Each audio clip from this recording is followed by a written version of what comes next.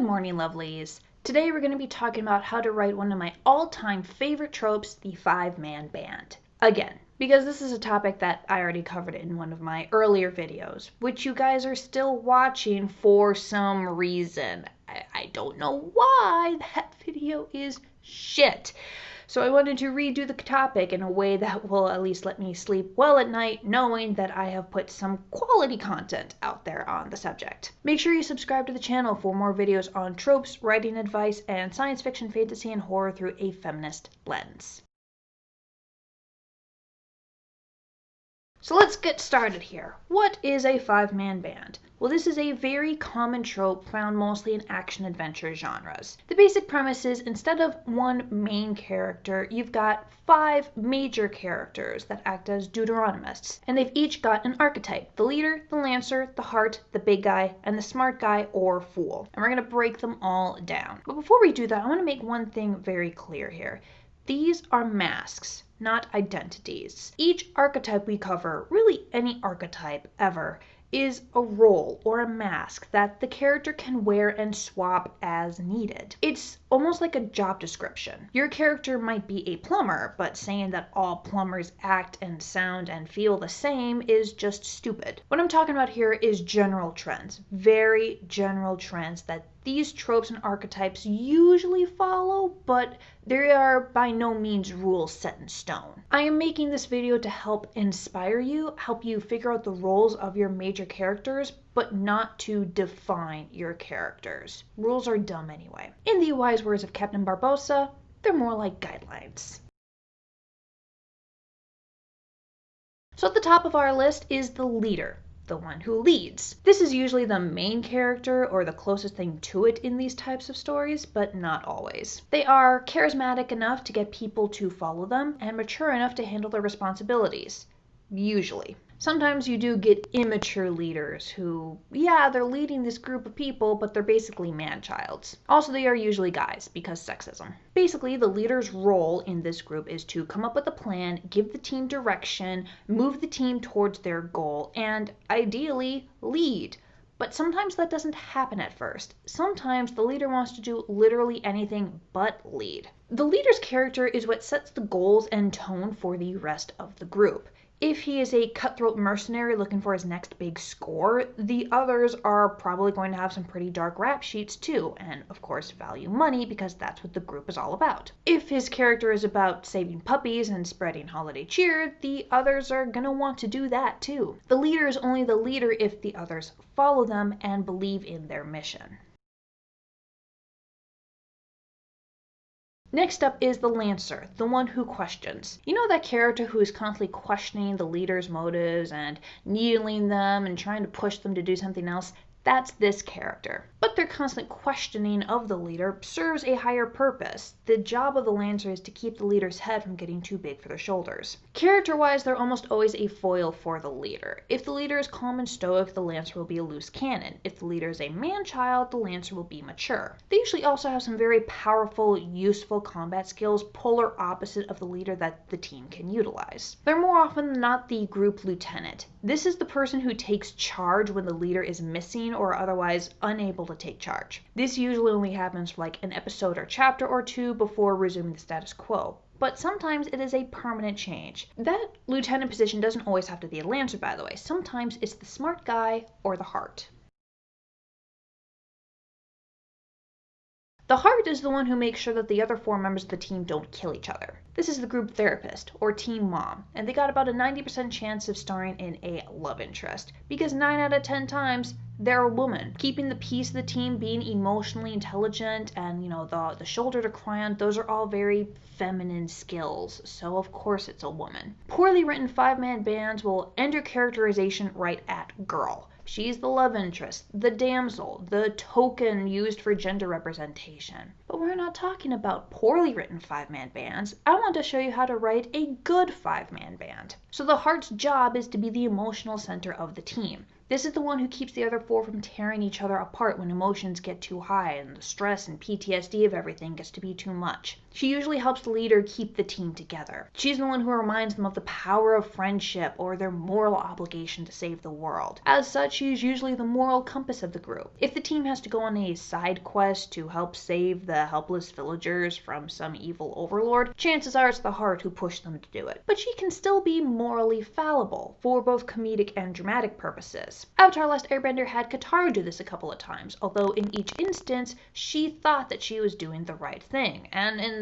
some of those instances it's arguable that she was. However, if the heart goes too far, this can really damage the team. I used to watch the show called Leverage, which is about a 5-man band that's a group of Robin Hood thieves, and the grifter of the group, Sophie, is the team's heart. Now, everyone on this team has betrayed each other or used each other at least once a season. It happens all the time, and it usually gets brushed off that very episode. But when Sophie did it, she used the team for her own ambition, it actually broke the team, and they had to get over some significant emotional and personal hurdles in order to come back together. That shows you kind of the power that the heart can have over the group. She might not be the leader, but she's the heart. The heart has a lot of potential, but it's not often used. These three are usually the start of the 5-man band, forming a power trio before gradually accumulating more members.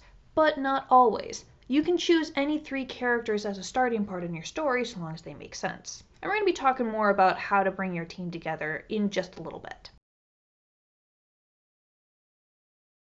Next on our list is the big guy. His job is to be the muscle. It is a very specialized role, which is why they typically have the most character and skill variety. This person's job is to be the most badass member of the team. They're the ones who handle the endless stream of minions, taking on a dozen people at a time so that the more fragile members of the team can do their thing. They're basically the team shield. Because they're taking so much damage for other people, they tend to be very loyal. This person's often a fan favorite, right up there with the Lancer, because their personality is often as big and brash as their muscle. It's a 50-50 chance whether or not they get a significant narrative arc or if they remain largely unchanged throughout the course of the story. The 5th member of our team is a little unique. This person can be either the smart guy or the fool, depending on the skills of the other 4 members. So let's break these down. We'll start with the smart guy. This is the one with the plan. And writers love them because they are a very easy tool to provide exposition. In every episode of Leverage, there's a scene where Hardison, their hacker, does all the research on the current mark and then explains to the team who they are, why they're evil, and any other background information that we need. Their job description is to either make a plan or provide the bulk of the information needed for the leader to make a plan. They are usually not the best fighter. Their power is brains, not brawn. As such, they often form a very close relationship with the big guy, who is usually stuck protecting them. Depending on the genre, this person is either a hacker, a tech genius, or some sort of mage. But let's say that in your 5-man band, your big guy is half robot and thus is already a smart guy. But you still need a 5th member, so what do? Well, in that case, you can create a fool. This is the character who takes on whatever niche role it needs to be filled if the smart guy is taken. For example, Beast Boy is a wild card of combat capabilities because of his powers. This helps round out the team. The fool's job is, of course, to provide comic relief. Their job is to keep group morale and audience morale high. Now, these two, smart guy and fool, are not mutually exclusive. Smart guys can also be fools. This is the person who is usually very learned in one specific area, tech, magic, weaponry, and ignorant everywhere else, especially people skills. This gives writers an easy angle to make them goofy and funny. So now that we've described each of these different archetypes in person, the first thing we gotta do is get them all together. There are a few ways to get your 5-man band together. The first and preferred method is to give them plenty of time. 5 major characters is a lot, so you want to give them room to breathe and make their way to the group on their own time. Maybe you start with a dynamic duo or a power trio that do a few quests or adventures on their own, and then they gradually accumulate more and more members as the series progresses. You don't have to rush this.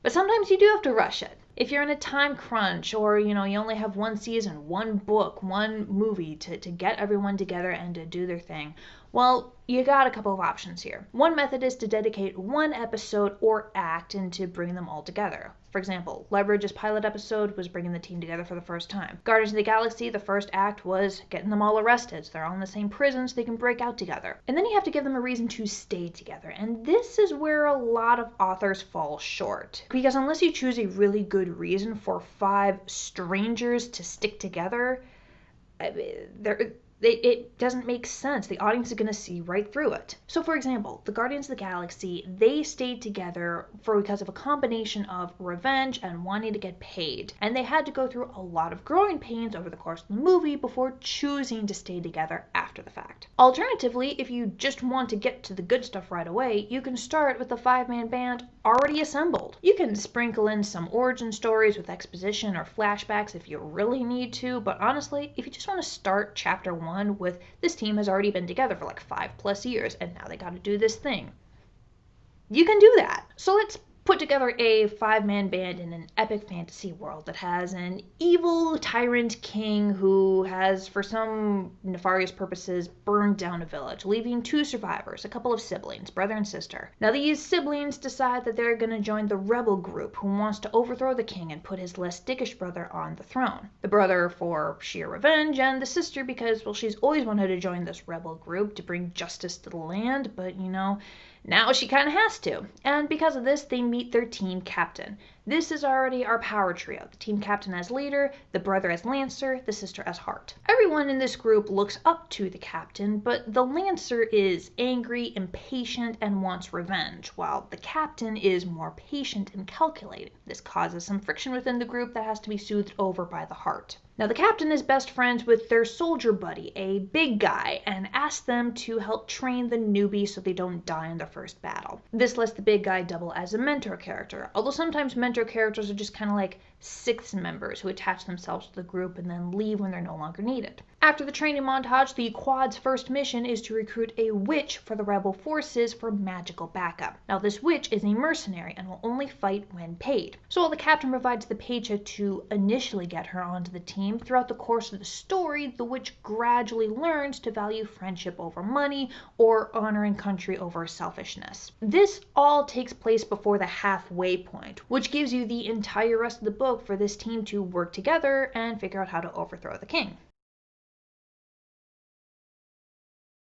Once you've got the team together, we need to talk a bit about narrative arcs, both for the individuals and for the group as a whole. So let's talk individual characters first, because that's easiest. I want to stress right now, not everyone needs an arc. A long-running show will give you time to explore the arcs for all 5 members, but if you're limited to one book or just a couple of seasons, then you have to choose which ones get priority over the others. For example, in Avatar, Season 2 Toph is very similar to Season 3 Toph. There's some growth, and she gets a couple of power upgrades, but not a whole lot. She's basically the same person. Compare that to Aang, Sokka, and Zuko, who are almost unrecognizable. Writers often make the mistake of trying to cram too much into their 5-man band, thinking that everyone needs to have their own massive story, but they don't. Choose 3 or 4 characters per book, maximum, to undergo the major changes and have the most memorable arcs. This does not have to be the leader. I mentioned earlier that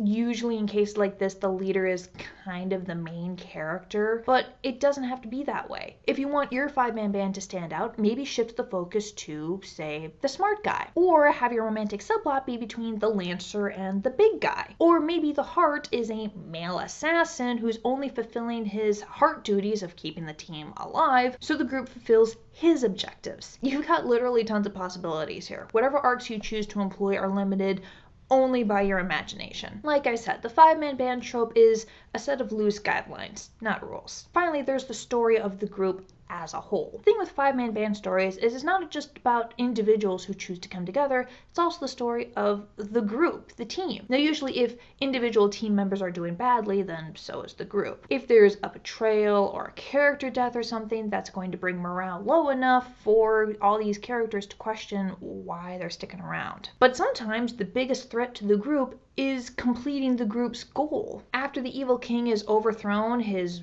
righteous brother put on the throne, and our captain has been promoted to commander for her efforts, why should all these 5 characters stick around? Maybe the siblings want to go back home and rebuild. Maybe the big guy wants to start a family. Maybe the witch has always dreamed about starting her own magic school and now finally has the funds to do it. It's okay to break the group up, either temporarily for drama or permanently as a happy ending. Lots of stories do temporary breakups for like a scene or an episode. For example, something like a duo and a trio, or 2 duos and a solo, or a quad and a solo. The flexibility here of mixing and matching certain characters is one of the reasons this trope is so popular. But honestly, people don't always stick with a friend group after it's formed. People move on. It's cold, but it's true. And sometimes that's the best thing for that person to do. This is going to change the team dynamic as they learn to function as a quad and or get a replacement. And that's totally fine. All good things have to come to an end.